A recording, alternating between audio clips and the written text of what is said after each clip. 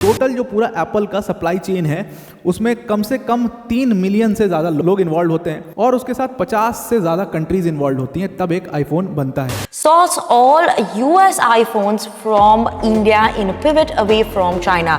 Apple is set to move the assembly of all iPhones sold in the United States to India by early as next year.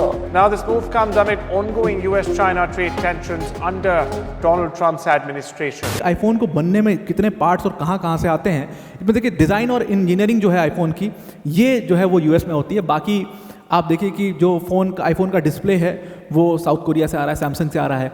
फिर iPhone का जो flash memory है वो south Korea से आ रहा है, या जापान या साउथ कोरिया। उसके बाद आईफोन की जो रैंडम एक्सेस मेमोरी है वो अगेन डिपेंडेंट ऑन जापान।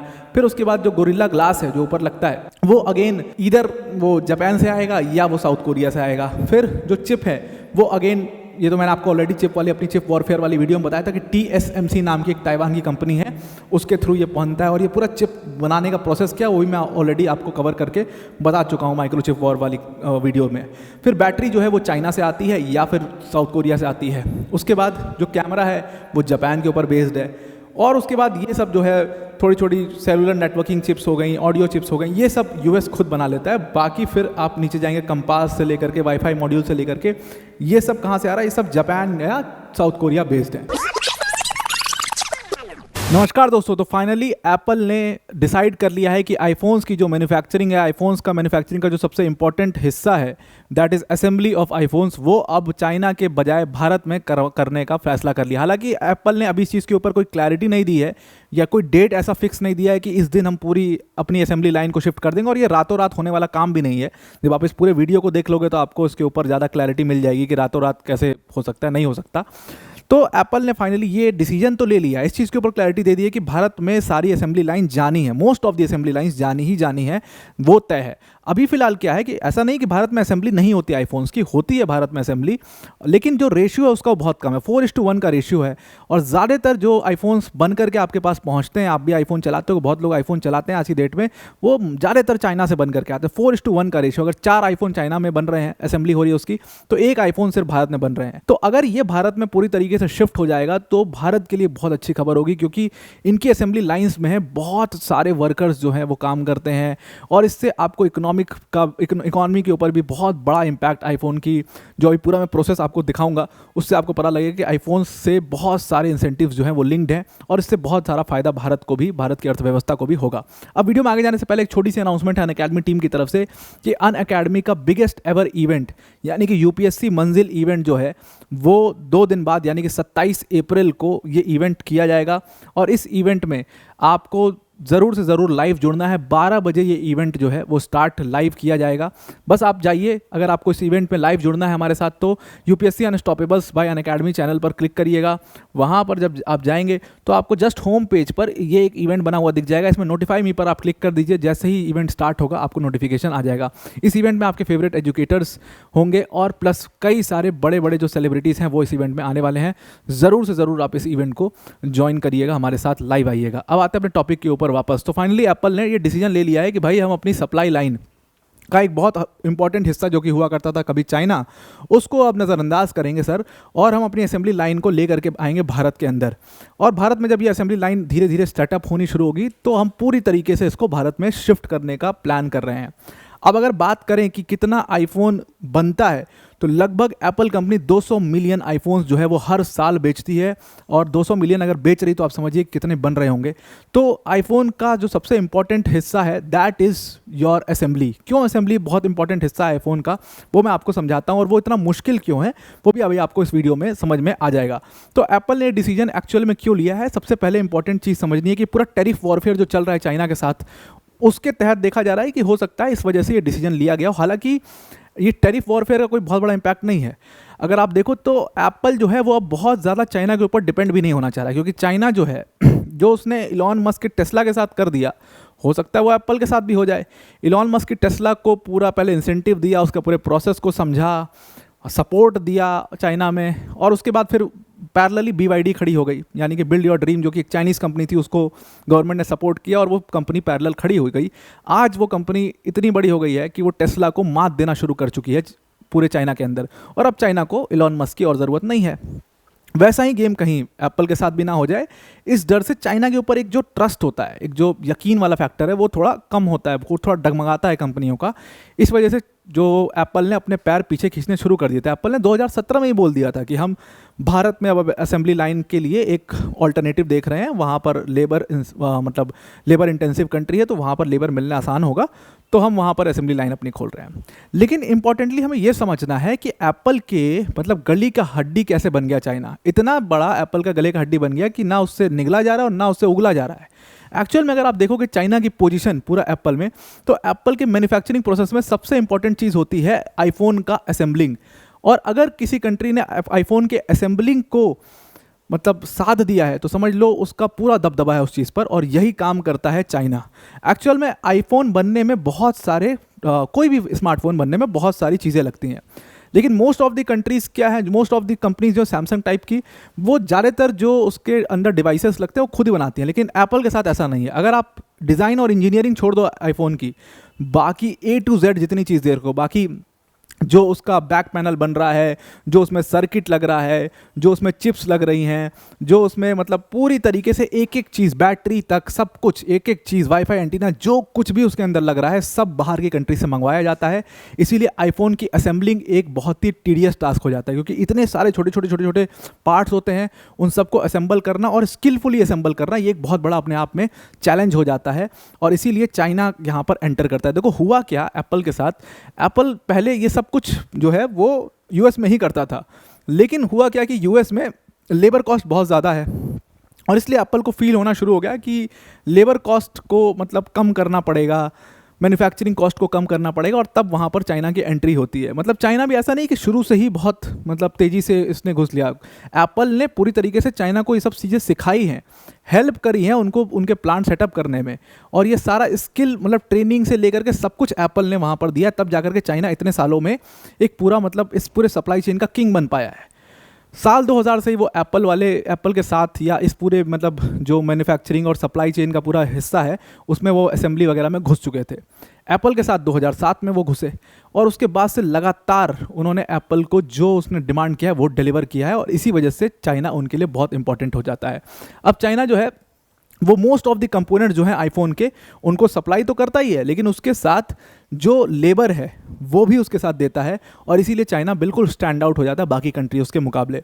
तो हुआ क्या, ये सब कैसे हुआ, तो एक फॉक्सकॉन करके कंपनी जो कि ताइवान की कंपनी है, उसके साथ पार्टनर किया एप्पल ने। पार्टनर किस लिए किया कि जो असेंबली होती है उसका पूरा टेंडर दे दिया फॉक्सकॉन को। तो आज की डेट में जितना आईफोन ये असेंबल होता है वो सब का ठेका लिया हुआ है फॉक्सकॉन नाम की कंपनी ने। दो और कंपनीज हैं, एक पेगाट्रॉन नाम की कंपनी, एक और नाम की कंपनी मैं आगे आपको बताता हूँ। तो पेगाट्रॉन, फॉक्सकॉन, ये सारी कंपनीज वो हैं जिन्होंने आईफोन की असेंबली का ठेका लिया हुआ है। फॉक्सकॉन उसमें सबसे इंपॉर्टेंट है, क्योंकि आज भी जो मोस्ट ऑफ द आईफोन बनते हैं वो फॉक्सकॉन ही असेंबल करवाता है। पेगाट्रॉन उस मुकाबले अभी छोटी कंपनीज हैं। तो फॉक्सकॉन के साथ पार्टनर किया आईफोन ने, एप्पल ने, और कहा कि भाई हमारे जो मैन्युफैक्चरिंग कॉस्ट है उसको आप गिरा दो, लो कर दो। तब जा करके चाइना में वहाँ पहुँचा, और फॉक्सकॉन जो है वो ताइवान की कंपनी थी जो चाइना के मार्केट में उसकी फैक्ट्रीज थी और बहुत अच्छे से चाइना के मार्केट को समझती थी। उसने वहाँ पर असेंबली लाइन को यूज़ करना शुरू किया। अब देखिए एक आईफोन को बनने में कितने पार्ट्स और कहाँ कहाँ से आते हैं। इसमें देखिए डिज़ाइन और इंजीनियरिंग जो है आईफोन की, ये जो है वो यूएस में होती है। बाकी आप देखिए कि जो आईफोन का डिस्प्ले है वो साउथ कोरिया से आ रहा है, सैमसंग से आ रहा है। फिर आईफोन का जो फ्लैश मेमोरी है वो साउथ कोरिया से आ रहा है, या जापान या साउथ कोरिया। उसके बाद आईफोन की जो रैंडम एक्सेस मेमोरी है वो अगेन डिपेंडेंट ऑन जापान। फिर उसके बाद जो गोरिल्ला ग्लास है जो ऊपर लगता है वो अगेन इधर वो जापान से आएगा या वो साउथ कोरिया से आएगा। फिर जो चिप है वो अगेन, ये तो मैंने आपको ऑलरेडी अपनी चिप वॉरफेयर वाली वीडियो में बताया था कि TSMC नाम की एक ताइवान की कंपनी है, उसके थ्रू ये पहुंचता है। और ये पूरा चिप बनाने का प्रोसेस क्या वही मैं ऑलरेडी आपको कवर करके बता चुका हूँ माइक्रोचिप वॉर वाली वीडियो में। फिर बैटरी जो है वो चाइना से आती है या फिर साउथ कोरिया से आती है। उसके बाद जो कैमरा है वो जापान के ऊपर बेस्ड है। और उसके बाद ये सब जो है थोड़ी छोटी सेलुलर नेटवर्किंग चिप्स हो गई, ऑडियो चिप्स हो गई, ये सब यूएस खुद बना लेता है। बाकी फिर आप नीचे जाएंगे कंपास से लेकर के वाईफाई मॉड्यूल से लेकर के, ये सब कहाँ से आ रहा है, ये सब जापान या साउथ कोरिया बेस्ड है। अब इतनी कंट्रीज से टोटल जो पूरा एप्पल का सप्लाई चेन है उसमें कम से कम 3 मिलियन से ज़्यादा लोग लगते हैं और उसके साथ लोग इन्वॉल्व होते हैं।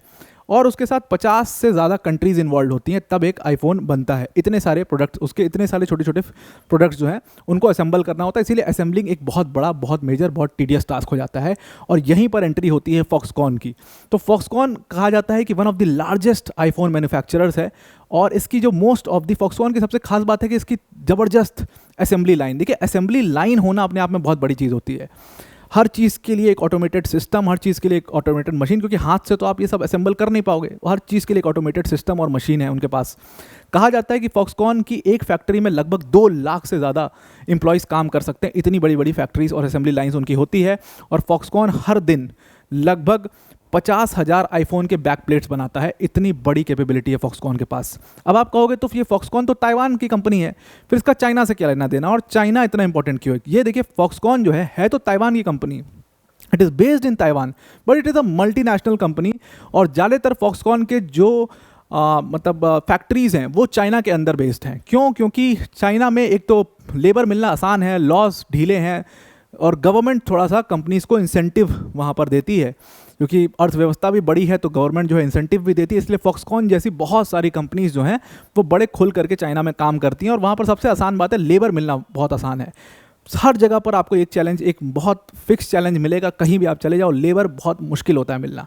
इसीलिए फॉक्सकॉन जैसी कंपनीज चाइना से ऑपरेट करती हैं, और यहीं से वो पूरे चाइना जो है, इसीलिए एज अ कंट्री पूरे आईफोन के मैन्युफैक्चरिंग प्रोसेस को डोमिनेट करता है। एक घटना जो है स्टीव जॉब्स बार बार बताते आए हैं, कई सारे अपने इंटरव्यू में उन्होंने बोला कि 2007 में जब वो आईफोन लॉन्च कर रहे थे तो उनको आईफोन के ऊपर सब कुछ तैयार था, आईफोन के ऊपर स्क्रीन लगवाना था, और वो उसके लिए कोई भी बहुत सारे उन्होंने, और एक मतलब उन्होंने डेट अनाउंस कर दी थी, लॉन्चिंग डेट, और बहुत करीब थी।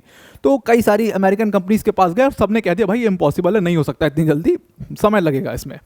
तो कोई अमेरिकन कंपनी तैयार नहीं हुई। तब उनको पता चला कि एक ऐसी फैक्ट्री है, ग्यांगजू नाम के एक जगह है चाइना में, वहाँ पर एक ऐसी फैक्ट्री है जो आपका काम बहुत आसानी से करा देगी। स्टीव जॉब्स वहाँ पर बात करते हैं, वो लोग रेडी हो जाते हैं, बड़ा आसानी से कह देते हैं कि हाँ हो जाएगा। तो स्टीव जॉब्स ने खुद ये बात बोला था कि मुझे बिलीव नहीं हुआ था कि ये काम इतना आसानी से हो जाएगा, और मुझे लग रहा था कि लोग फ्रॉड कर रहे हैं, और तब भी मैंने थोड़ा यकीन किया, एक एडवांस पेमेंट की, और उसके बाद वहाँ पे कॉन्ट्रैक्ट साइन हुआ। 12 घंटे की जो शिफ्ट है, 12 घंटे की शिफ्ट वर्कर्स की लगाने के लिए मुझे बोला गया। मैंने कहा कोई प्रॉब्लम नहीं होगी, उन्होंने कहा कोई प्रॉब्लम नहीं होगी, ये नॉर्मल है यहाँ के लिए। 12 क्या 18 घंटा, 16 घंटे की भी शिफ्ट यहाँ पर वर्कर्स करते हैं, ओवर टाइम करने के लिए, पैसा और कमाने के लिए करते हैं। तो फिर उन्होंने वो कॉन्ट्रैक्ट दे दिया, और जब ये कॉन्ट्रैक्ट साइन हुआ उस समय 8,000 वर्कर्स, कहा कि मैंने इतने वर्कर कभी अपने जीवन में नहीं सोचे थे कि एक कंपनी में, एक फैक्ट्री में इतने सारे वर्कर्स काम कर रहे होंगे।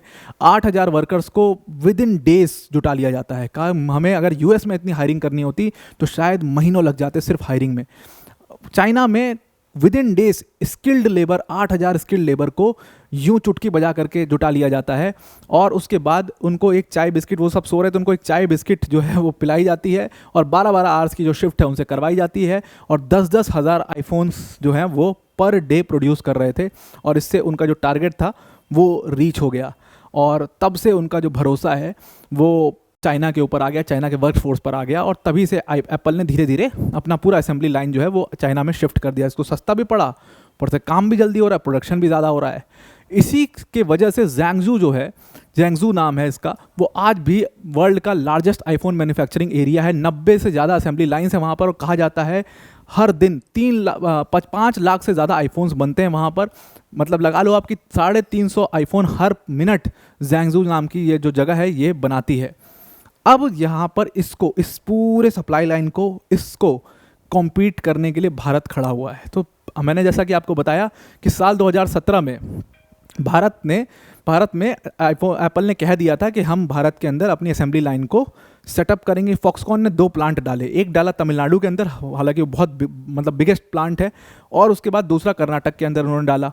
उसके साथ मैंने आपको बताया था कि फॉक्सकॉन के अलावा 2 और टेंडर्स लेने वाली कंपनी है, एक का नाम है विस्ट्रॉन, एक का नाम है पेगाट्रॉन। इन दोनों कंपनी को टाटा ग्रुप ने एक्वायर कर लिया है। और फाइनली अब ये सारी चीज़ों के बाद आईफोन की जो मैन्युफैक्चरिंग और असेंबली है वो धीरे धीरे आपको भारत में आती दिखेगी। और अगर एक बार ये असेंबली जो है वो भारत में आ जाती है तो ये भारत के लिए एक बहुत ही, भारत की अर्थव्यवस्था के लिए एक बहुत ही अच्छी बात होगी। अब यहाँ पर जो सपोर्ट चाहिए वो चाहिए गवर्नमेंट से, और गवर्नमेंट ने वो सपोर्ट दे भी दिया है। गवर्नमेंट की जो स्कीम है, प्रोडक्शन लिंक्ड इंसेंटिव स्कीम, इसके तहत क्या है कि अगर इसमें क्या होता है कि सिंपल सा है, कंपनीज़ को एक टारगेट दिया जाता है, एक थ्रेशोल्ड सेल्स का दिया जाता है, और इन्वेस्टमेंट का टारगेट दिया जाता है। सेल्स का थ्रेशोल्ड और इन्वेस्टमेंट का टारगेट अगर वो अचीव कर लेते हैं तो गवर्नमेंट जो है उनको कुछ इंसेंटिव इसके ऊपर देती है।